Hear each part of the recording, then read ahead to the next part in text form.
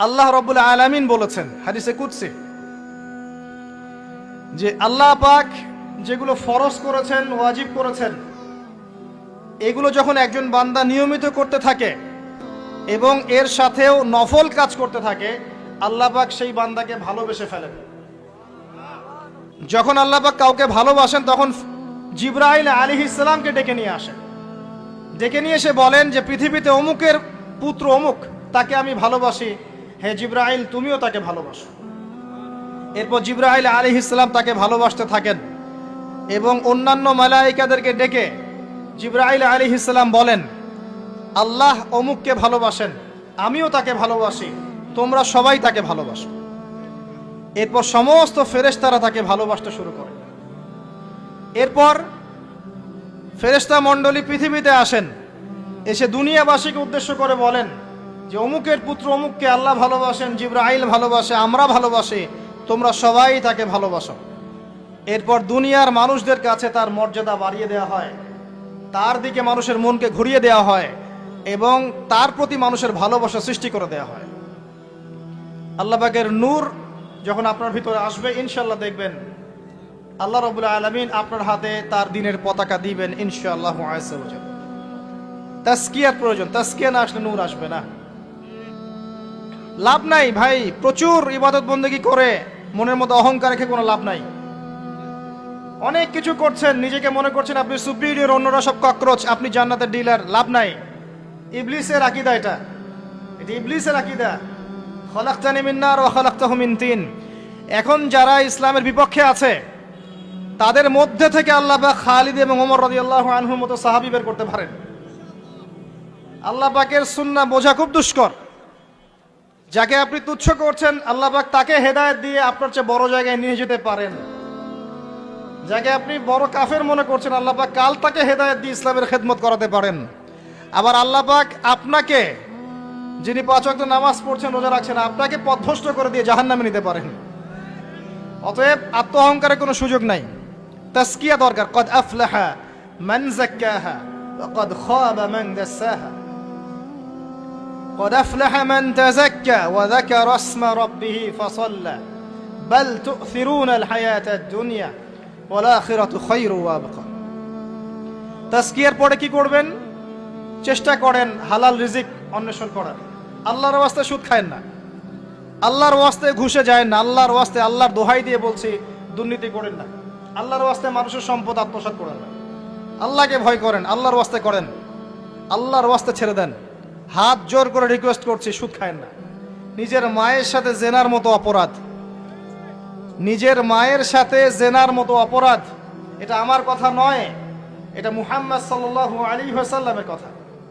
যাকে কবরে আপনাকে দেখানো হবে, যিনি আপনার জন্য সুপারিশ করবেন কাল কিয়ামতের মাঠে, যিনি আপনার জন্য হাউজে কাউসারের পানি নিয়ে দাঁড়িয়ে থাকবেন, আপনার উসওয়াতুল হাসানা, সেই মুহাম্মদ সাল্লাল্লাহু আলাইহি ওয়াসাল্লামের কথা সুদ খেও না।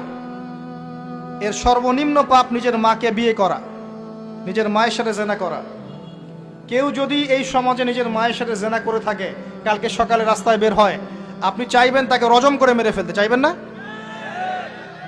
এই কাজ দিব্যি আমরা করছি। সর্বোচ্চ পাপ সুদের, আল্লাহ এবং তার রাসূলের সাথে যুদ্ধ করা। অনেক দিন আয়াতটা বলেছি, আবারও বলছি, শোনেন কি, কারণ কিছু মানুষের কানে ঢুকতেই চায় না কথা। আল্লাহ পাক বলেছেন, ইয়া আইয়ুহাল্লাযীনা আমানু, হে মুমিনগণ, ইত্তাকুল্লাহ, আল্লাহকে ভয় করো, ওয়া যারু মা বাকিয়া মিনার রিবা, সুদের অবশিষ্ট অংশগুলো ছেড়ে দাও, ইন কুনতুম মুমিনিন, যদি প্রকৃতপক্ষে মুমিন হয়ে থাকে, ওয়া ইল্লাম তাফআলু, যদি তোমরা এই কাজ না করো। শুনেন আল্লাহর কথা, আল্লাহ বলছেন যদি তোমরা এই কাজ না করো, ফাযানু বিহারবিম মিনাল্লাহি ওয়া রাসূলিহি, তাহলে আল্লাহ এবং তার রাসূলের সাথে যুদ্ধের ঘোষণা শুনে নাও। The path is yours, choose your path, রাস্তা আপনার, আপনি চুজ করেন কোন পথে আপনি যাবেন। কেউ বাধ্য করবে না আপনাকে। লা ইকরাহা ফিদ্দিন, দিনে কোনো বাড়াবাড়ি নাই। তরোয়াল দিয়ে কেউ বলবে না যে সুদ খেও না, তরোয়ালের জোরে কেউ বলবে না যে ইসলাম কবুল করো। ইসলাম এগুলো হারাম, ইসলাম এভাবে ছড়ায় নাই, এগুলোর সাথে ইসলামের কোনো সম্পর্ক নাই।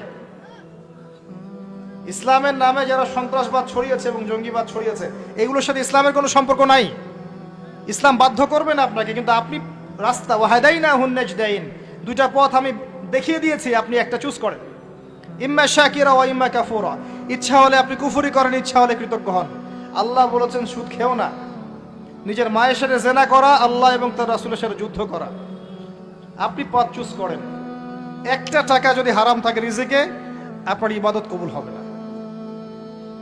সে যেই হোক, দাড়ি টুপি পাগড়ি জুব্বাওয়ালা মানুষও যদি সুদ খায়, জায়েজ হয়ে যাবে না। পৃথিবীর সমস্ত মানুষ যদি ভোটাভুটি করে যে সুদ হালাল, হালাল হয়ে যাবে না। পরিবারের হালাল রিজিকের ব্যবস্থা করেন।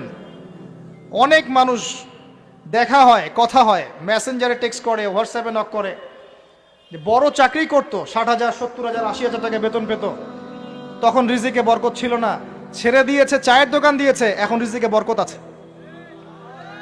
আজকেও একজনের সাথে দেখা হয়েছে, তিনি ইউএস বাংলা এয়ারলাইন্সে কাজ করেন। আমাকে বলছেন, ভাই মুরব্বী মানুষ, আমার পরিবারের সদস্য সংখ্যা বেশি ছিল, হারাম জবে ছিলাম, সুদ খেতাম, সুদি এনজিওতে কাজ করেছি, আপনার লেকচার শুনেছি, আলহামদুলিল্লাহ আল্লাহ পাক শুনিয়েছেন তাকে, এখানে আমার কোনো ক্রেডিট নাই, তিনি ছেড়ে দিয়েছেন, এখন এখানে কাজ করেন। আমি বললাম, পরিবারে কি কোনো সমস্যা হয়, রিজিকে বরকত আছে না? তিনি বলছেন এখন বারাকার শেষ নাই। বলছে কেউ অসুস্থ হয় না পরিবার আমার এখন, আগে ডেইলি অসুস্থ হতো। আমার টাকা চুরি চামারি হয় না, আগে আমার টাকা আত্মসাৎ হয়েছে। বরকত কি জিনিস আপনাকে বুঝাই, বরকত চোখে দেখা যায় না। আপনি হালাল রিজিকে থাকেন, দেখবেন আপনার পরিবারের মানুষ কম অসুস্থ হচ্ছে, খরচ কমে গেল, আপনার সম্পদ চুরি ডাকাতি হচ্ছে না, নিরাপদ আছে। আপনার অল্প রিজিক আল্লাহ রহমত বরকত ঢেলে দিলেন, অল্প খেয়ে আপনি তৃপ্ত, মেডিসিনের খরচ নাই, অসুস্থতার খরচ নাই, আজে বাজে কোনো খরচ নাই, কারণ আপনি হারাম খাচ্ছেন না। বরকত চোখে দেখা যায় না, এটা বুঝতে হয়।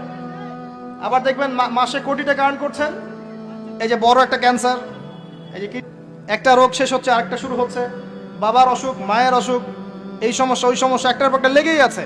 এই প্রজেক্ট নষ্ট হচ্ছে, ওই প্রজেক্ট নষ্ট হচ্ছে, আবার মানুষ ছিনতাই করছে, চুরি ডাকাতি করছে। এটা আল্লাহ পাকের গজব। রহমত বরকত চোখে দেখা যায় না, এটা আপনাকে বিশ্বাস করতে হবে যে আল্লাহর পক্ষ থেকে এগুলো আসে। ইমানের 6 পিলার সব তো গায়েব, আল্লাহর বিশ্বাস গায়েব, মালায়েকা ওয়া কুতুবিহি ওয়া রুসুলিহি ওয়াল ইয়াউমিল আখির ওয়াল কদরি খাইরি ওয়া শাররি, সবই গায়েব। অদৃশ্য বিশ্বাসের নামই তো ঈমান। তো বরকত রহমত কি দেখা যাবে? দেখা যাবে না। রূহ বা আত্মাকে দেখেছেন? আপনার শরীরে নাই।